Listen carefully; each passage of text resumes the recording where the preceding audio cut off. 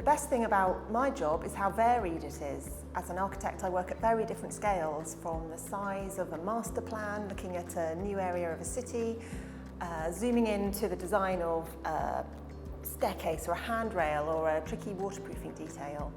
But whatever the scale of the problem, the challenge is about balancing the competing demands and designing something that works for all the different aspects, from the needs of the people, the impact on the environment, the budget, the material choices, and creating the right atmosphere for the place.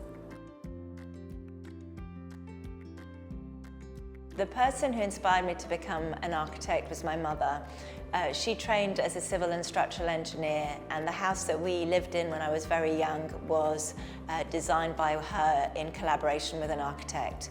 It was a very modern house with lots of split levels, and I was very aware that somebody had actually thought about this and designed this, and therefore I was aware that you could influence and change your built environment around you.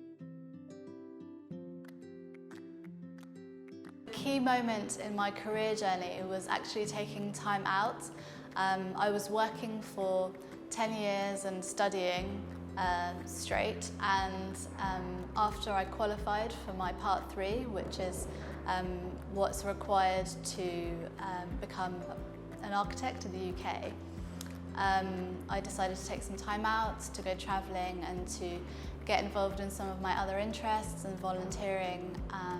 And that really helped me to take a step back and reflect on my career, and then the next step was more of an intention rather than just continuing on. So I thought that was really beneficial. I always say adaptability for me is viewing things that nothing is a problem, everything is a challenge. And what this means is that when you faced a problem or a challenge in this instance, you approach it with how do we solve it instead of panicking.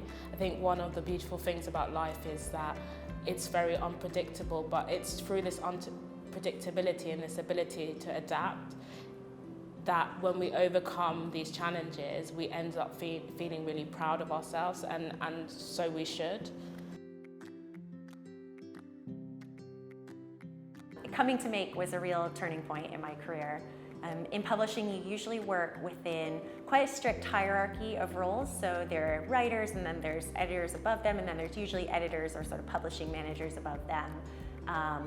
But at Make, we have more of a democratic approach. So I've really been able to shape my role towards the type of writing and editing that sort of suits me best, and towards what I think suits the business best. I got to be a photographer through my architectural training. I studied architecture in Rome and Paris, and then moved to Toronto, where I decided to focus on architectural photography. My recommendation to young girls is to follow your instinct and be confident by your passions. Don't be scared of changing path and exploring different routes.